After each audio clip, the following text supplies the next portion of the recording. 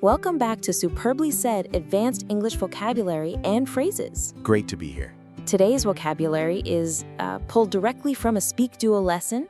It's based on the Wired interview with Millie Bobby Brown. Oh, that's interesting. She has a really unique way of speaking. She does. And just a quick note before we jump in, you can go to SpeakDuo.com to meet people from all over the world. Yeah, you can practice your English on video calls and really build that confidence. Exactly. So let's get straight into it. We're focusing on idiomatic expressions for advanced learners. Let's do it. First up is the phrase on cue. The definition given is happening at exactly the right moment, almost as if it was planned. Okay. So the example was, the heavy rain stopped right on cue just before the outdoor wedding started. Right. But, my first thought is, how is that actually different from just saying something happened on time? That is the perfect question, because they're not interchangeable at all. Okay. Think of it this way. On time is, it's administrative. It's about a schedule. Your train arrives on time. Right. It's what's expected. Exactly. But on cue is theatrical. It has this sense of drama, like perfect cinematic timing. Ah. So if I'm meeting a friend at 7 and they show up at 7, that's on time. Yes. But if I'm sitting at a cafe telling someone how much I miss that friend, and at that exact moment they walk in the door? Then they've arrived on cue. That's it. Exactly. It's that uncanny, perfect timing. Got it. It's more of a storytelling phrase? It is. In a work context, you might hear it with a bit of irony, like you're complaining about your boss, and just as you say their name, they walk in. Oh, no. They walked in right on cue. Right on cue. And for an IELTS answer, this is so much better than just saying suddenly. Imagine describing a technical problem during a presentation and saying, the screen came back to life right on cue. Yeah, that sounds way more sophisticated. It shows you understand narrative flow. Speaking of narrative, that brings us to our next phrase, to go way back. I like this one. The definition is to have a very long, established history or friendship. The example is, we actually go way back to when we were in elementary school.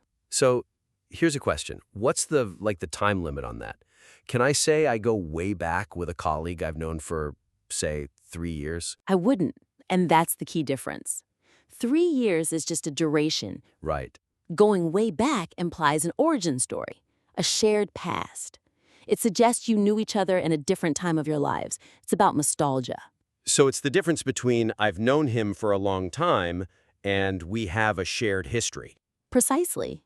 You can know your neighbor for 20 years, but if all you do is wave, you don't go way back. You don't have stories together. Exactly. In a business context, it can be a real power move. Saying the CEO and I go way back to our internship days builds instant credibility. It signals a deeper trust. It tells everyone else, my relationship here is different. It does. And for IELTS, if they ask about a childhood friend, this is perfect. Instead of I have known my friend since I was 5, you say, oh, we go way back. It just sounds so much more natural. It's warmer for sure. But, that shared history isn't always a good thing. Sometimes you need to get away from it. That is a perfect segue to our next phrase, to move past. Okay. The definition is to stop worrying about a mistake or conflict and to keep going. For example, we really need to move past this minor error and focus on the solution. This feels a little bit like corporate jargon for just forget about it. It's close, but there's a really important nuance. Okay. Forgetting is passive. It implies you don't care or the memory just faded. Moving past is an active, deliberate choice. Ah, so you acknowledge the thing happened. Yes, you're saying, I see the problem, I remember the mistake, but I am choosing to prioritize progress. It's about resilience. I like that. So a manager telling their team to move past a failed launch isn't asking them to get amnesia. Not at all. They're saying, let's stop dwelling on it so we can actually get something done. It's useful for workplace conflict, too. You have to be able to say, look, we need to move past this to get the project done. It's the mature thing to do. And for an IELTS question about failure, this is just gold. You say, it was difficult, but I knew I had to move past the embarrassment to learn from it.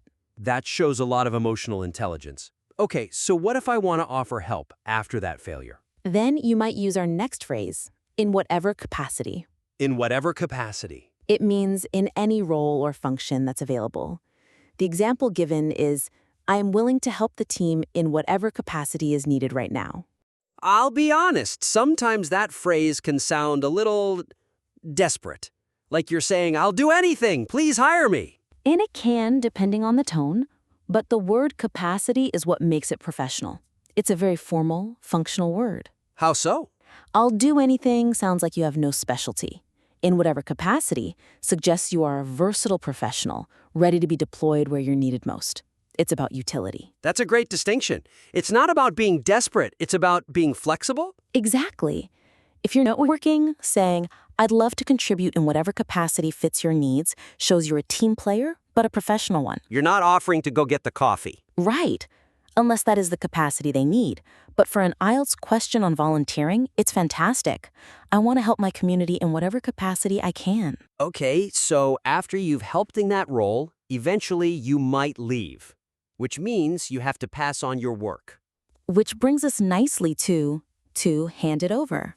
Hand it over. It means to transfer control or responsibility to someone else completely. As in, I will hand the project over to the new manager before I leave. We use hand over and give so interchangeably, like hand over the remote. But in a business context, give just feels too weak. It's way too weak. Give is generic. You give someone a gift. Hand over implies a formal transfer of authority, a chain of custody. It sounds very official and final. Like, once it's handed over, it's not my responsibility anymore. That's precisely it. In many companies, the handover is a formal process, even a document you prepare before vacation. I've handed over the keys and my client files. So for an IELTS answer about a group project, I could say, I completed the research and then handed it over to my partner to do the design. Perfect. It shows clear roles. You're not just collaborating, you're passing the baton. Now, for some of us who don't hand things over easily, we have our next phrase. Let me guess. To switch in between? You got it. It means to change back and forth between two different things or states. For example, he can switch in between being serious and funny very quickly.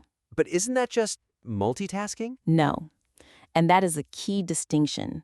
Multitasking is doing two things at the same time. Like typing while on a call? Exactly. Switching in between is about the transition itself, the agility to toggle from one mode to another. I feel this as a parent. I have to switch in between my patient, calm voice and my we are late for school voice about 50 times a day. A perfect example. It's about changing personas. In a hybrid job, you might say, I have to switch in between coding and client meetings all day long. It really highlights that mental shift. And for language learners, this is code switching, right? Absolutely. I find it easy to switch in between English and my native language.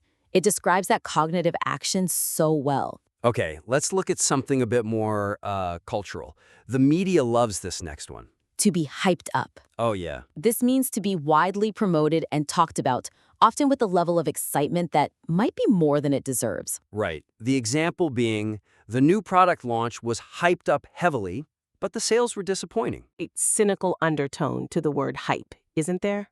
There is. It's not the same as popular. Popular means people actually like it. Hyped up means the marketing worked really well. Yes, it's all about the anticipation, the buzz created before the thing is even released. You rarely hear someone say, it was really hyped up and it was even better than I expected. No, it's usually the opposite. It was so hyped up and honestly, it was a letdown. Totally. So in a work setting, you might analyze a competitor's strategy. They are hyping up this new feature, but I'm not sure it can deliver. And for an IELTS answer about trends or technology, this is great. It shows you're a critical thinker. It does. I tend to wait for reviews instead of buying things that are too hyped up. Smart. Okay, we've covered a lot. Maybe we should, summarize? You mean we should recap? Ah, you saw what I did there. That's our next phrase. To recap is to summarize the main points. For instance, before we start the meeting, let's recap the decisions from last week. So what's the difference between recap and repeat? Repeating is just saying the same words again. A parent repeats. Right. A recap is an act of synthesis. You're an editor. You're pulling out only the most important highlights to get everyone up to speed. We've all been in that meeting where someone just repeats the minutes from last time. It's awful. A good recap is a gift. To quickly recap, our 3 action items are X, Y, and Z. It sets the stage for what's next.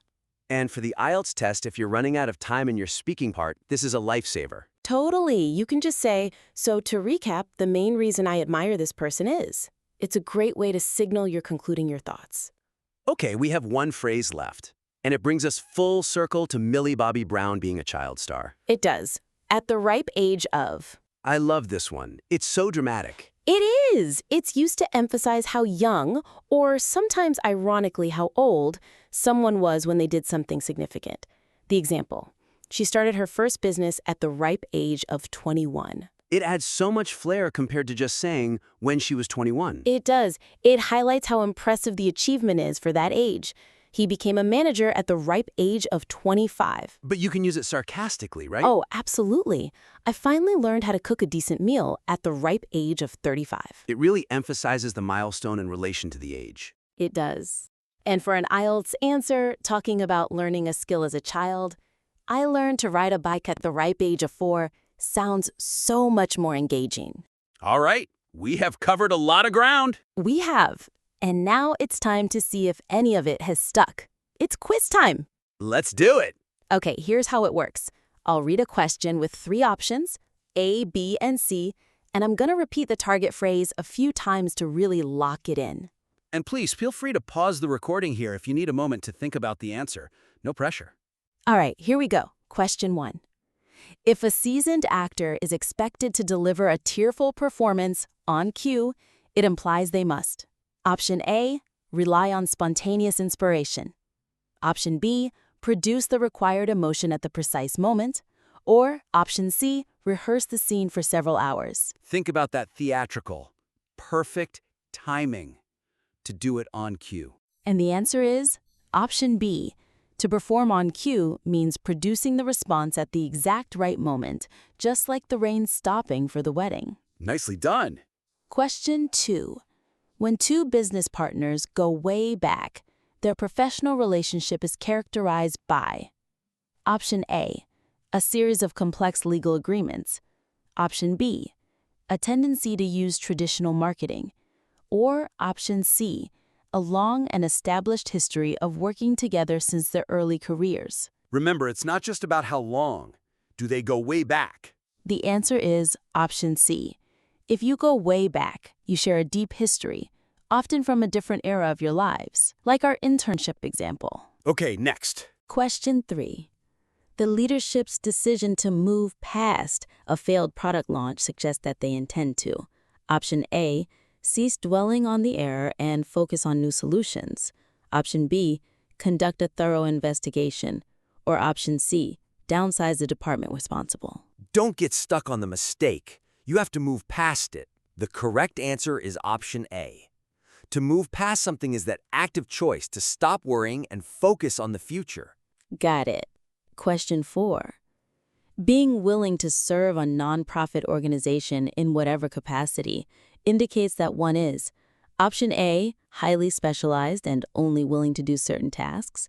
Option B, open to assuming any available role. Or Option C, waiting for a senior position to open up. Think about being flexible and useful. You're available in whatever capacity. And the answer is B. Helping in whatever capacity shows you are flexible and ready to take on any function the team needs. Halfway there. Question 5. Before a senior project lead retires, they must hand over their remaining responsibilities to Option A, a third-party auditing firm. Option B, the Human Resources Department. Or Option C, a designated successor who will assume full control. It's a transfer of power. They need to hand over everything. The answer is Option C. To hand over means to transfer complete control and authority to a successor. Makes sense. Question 6. An individual who can switch in between different social personas effortlessly is likely. Option A, adapting their behavior and tone to match different environments with ease. Option B, struggling to maintain a consistent identity. Or option C, requiring a lot of time to prepare for social changes. Think about toggling between modes, parent mode, boss mode. They can switch in between. The answer is A. To switch in between is all about that agility to adapt your behavior and tone easily. 2 more to go. Question 7. If a technological breakthrough is heavily hyped up by the media, it means the product is option A, undergoing rigorous scientific testing, option B, being widely promoted with intense excitement, or option C, facing significant criticism from experts. Remember the buzz, the anticipation. It's been hyped up. The answer here is option B. To be hyped up is all about that intense promotion and public excitement, often before anyone's even used it. And the last one. Final question, number 8. In a professional meeting, a manager might choose to recap the previous week's events to option A, predict financial outcomes, option B, argue against a new policy, or option C, provide a concise summary of the main points. Just the highlights. No repeating, just recap. The answer is option C. To recap is to synthesize and summarize the most important points to bring everyone up to speed. And that's the quiz. How did everyone do? Hopefully you got most of them right. And if you didn't, don't worry, just rewind a little. The context is everything. It really is. So to recap, we covered on cue, go way back, move past, in whatever capacity, hand over, switch in between, hyped up, recap, and at the ripe age of. And if you really want to make these phrases stick, the best way is to actually use them. Go check out SpeakDuo.com. Yeah, you could get into a breakout room with real people and practice this vocabulary in a real conversation. It's the fastest way to build confidence. Well, thank you for listening to Superbly Said.